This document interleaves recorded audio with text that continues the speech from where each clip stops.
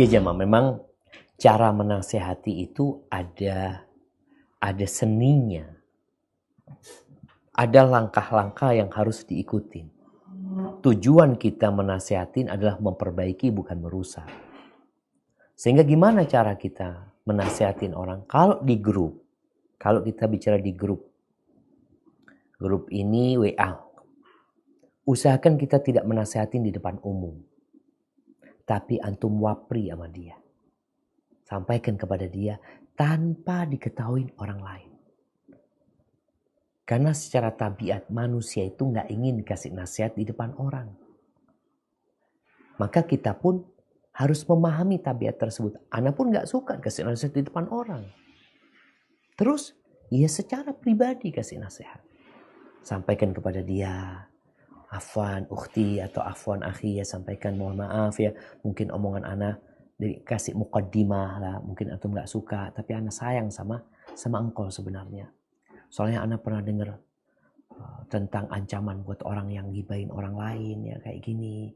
Kalau memang fulana itu seperti yang kau katakan, gimana kalau kita kasih nasihati dia?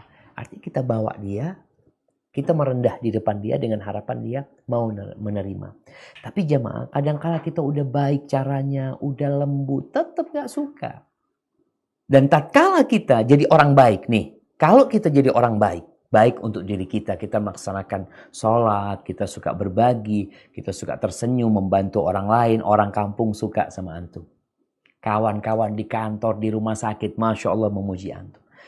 Sebagaimana Nabi SAW 40 tahun beliau di kota Mekah, beliau nggak memperbaiki orang lain. Beliau memperbaiki diri sendiri dan berbuat baik sama orang lain dengan membantu mereka. Satu penduduk Mekah mengatakan Al-Amin. Ini orang yang amanah, orang yang jujur, orang yang baik hati. Semua penduduk Mekah tahu.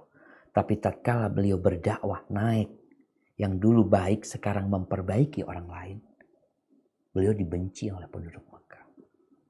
Maka diperlukan kesabaran, dituduh ya sok suci, dituduh penyihir, dituduh dukun, dituduh orang gila. Makanya kalau kita tadi memberikan nasihat kepada orang lain, biasanya orang lain gak suka. Itu konsekuensi, kita harus sabar. Cuma tolong caranya yang benar. Kalau mungkin dikatakan kau gak usah ikut urusan orang lain. Enggak, engkau bukan orang lain, kau saudaraku. Kalau engkau orang lain, iya. Terus siapa saudaraku? Maka ucapkan bahwasanya aku ini cinta sama engkau. Engkau itu saudaraku. Tapi tetap orang akan benci sama kita jamaah. Dan itu konsekuensi. Sehingga seorang muslim itu jangan mencari keridhaan orang. Tapi carilah keridhaan Allah Subhanahu